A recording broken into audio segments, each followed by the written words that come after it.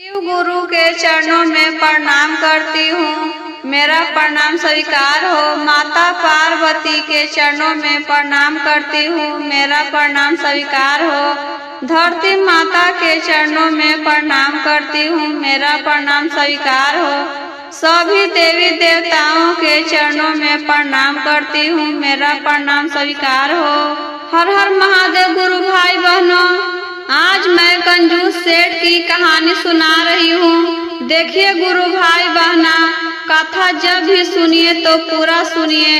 आधा अधूरा सुनने से शिव गुरु का अपमान होता है और पूरा सुनने से ज्ञान होता है, इसलिए पूरा सुनिए।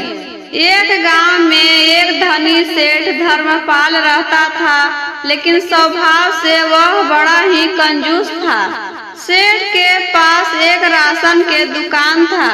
सेठ किसी काम से एक पास के गांव में गया था। जब काम खत्म होने के बाद लौट रहा था तो उसको बहुत जोर से भूख लग जाता है और रास्ते में एक बगीचा पड़ता है। वही बगीचा में एक आम का पेड़ था। भूख के कारण उसको कुछ भी नहीं सूझता है और पेड़ पर चढ़ जाता है। जब तक पेट नहीं भरा आम खाते रहा। बहुत सारा आम खा गया था, लेकिन जब उसको पेट भर गया तब नीचे देखता है तो चक्कर आने लगता है उसको। चढ़ तो गए पेड़ पर, लेकिन उतरेंगे कैसे? हिम्मत जुटाकर नीचे उतरने लगा। राम नाम का माला जपने लगा। उससे भी उसका डर नहीं खत्म हुआ। फिर सेठ ने शिव गुरु को याद करते हुए कहा, हे भगवान, मैं भूख में कब नीचे से ऊपर चढ़ गया, मुझे तो पता ही नहीं चला। मुझे ऊंचाई से बहुत डर लगता है। आप मुझे नीचे उतारिए या फिर मुझे हिम्मत दीजिए नीचे उतरने के लिए। अगर आप मुझे नीचे उतरने में मदद करेंगे तो मंदिर में आकर पूरे 100 नारियल चढ़ाऊंगा। फिर थोड़ा नीचे उतरा तो कहा, भोलेनाथ, मुझे नीचे उतरने में मदद करेंगे तो मंदिर में आकर 50 नारियल चढ़ाऊंगा।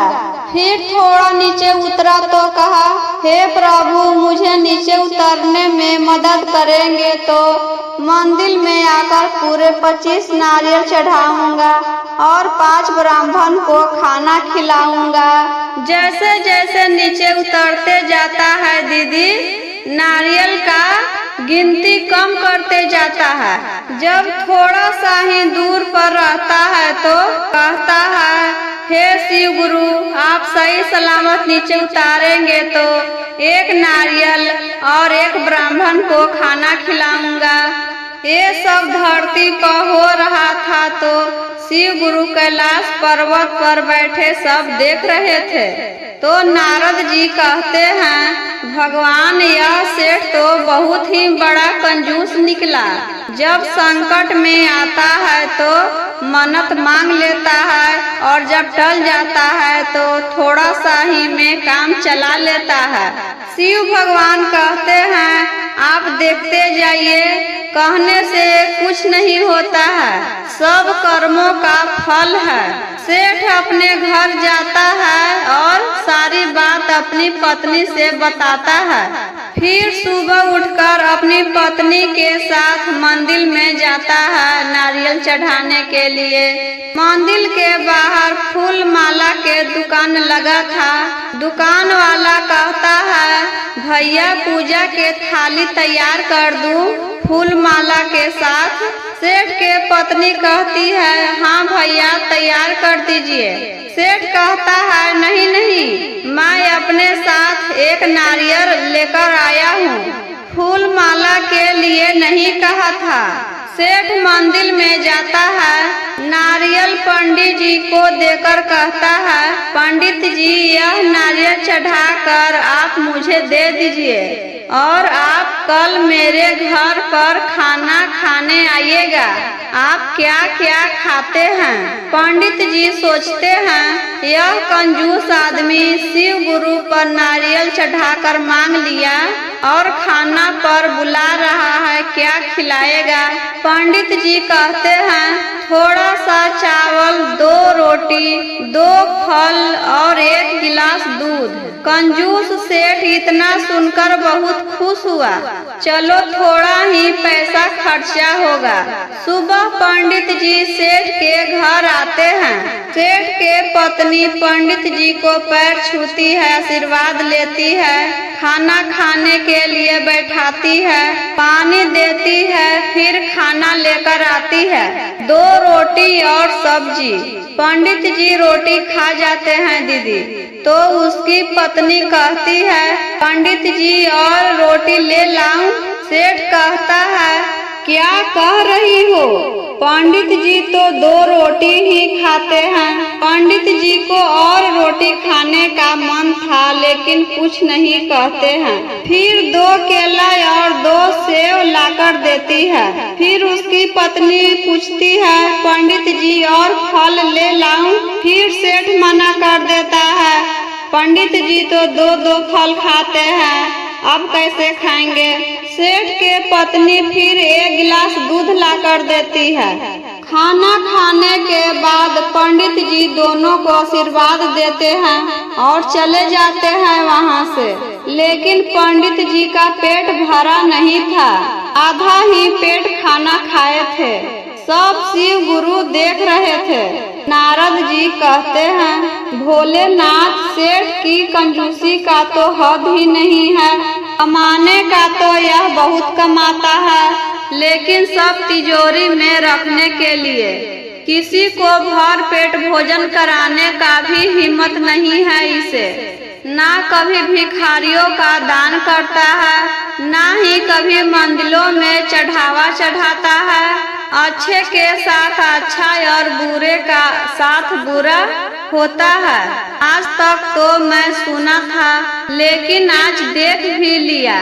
कुछ दिन के बाद क्या होता है दीदी? साधु के रूप में एक डकैत भिक्षा मांगने आया सेठ के घर पर। उसकी पत्नी कहती है बाबा, मेरा गोद सुनी है, मेरा कोई भी बच्चा नहीं है, सब कुछ उपाय कर कर थक गई हूँ। साधु कहता है मेरे पास एक उपाय है, 5 किलो सोना, 5 किलो चांदी और कुछ रुपये किसी साधु को दान करना होगा तो तुम्हारा गोद भर जाएगा।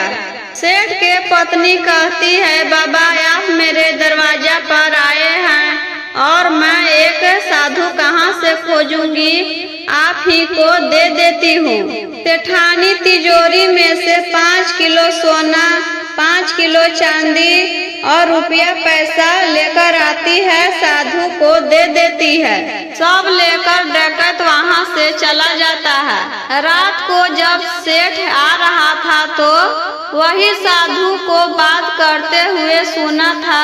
आज वह औरत को बहुत ही अच्छी तरह से बेवकूफ बनाकर सारा सोना चांदी लेकर चला आया हूँ। सेठ अपनी पत्नी से आकर कहता है सुनती हो, आज मैं दुकान से आ रहा था तो 2 डाकू आपस में बात कर रहे थे कि इसी गांव में लूटकर मजा आ गया। खूब बेवकूफ बनाया उस औरत को। क्या तुम इसके बारे में जानती हो? किसके घर से साधु लूटकर गया है? सेठ के पत्नी रोते रोते कहती है अजी, वह औरत मैं ही हूँ। मैं साधु के रूप को पहचान ना पाई। साधु के रूप में डकैत है और पूरा उल्टा सीधा समझाकर हमसे ही सारा धन लेकर चला गया। इतना सुनकर सेठ कपार पर हाथ देकर बैठ गया कि मेरा कंजूसी का फल मिल गया। इसी चलते दीदी, ज्यादा कंजूस नहीं बनना चाहिए। ज्यादा कंजूस होने पर कैसे भी करके सारा पैसा खर्च हो जाता है। मनुष्य घर में जन्म हुआ है तो दान पुण्य करना चाहिए, भिखारी के मदद करना चाहिए। मेरा वीडियो अच्छा लगा हो गुरु बहना तो लाइक करे, शेयर करे। ऐसे ही और वीडियो देखने के लिए चैनल को सब्सक्राइब करें ताकि कोई भी वीडियो डाले तो आप तक पहुंच जाए। और कमेंट बॉक्स में जरूर बताएं कि मेरा यह कथा कैसा लगा। हर हर महादेव गुरु भाई बहना।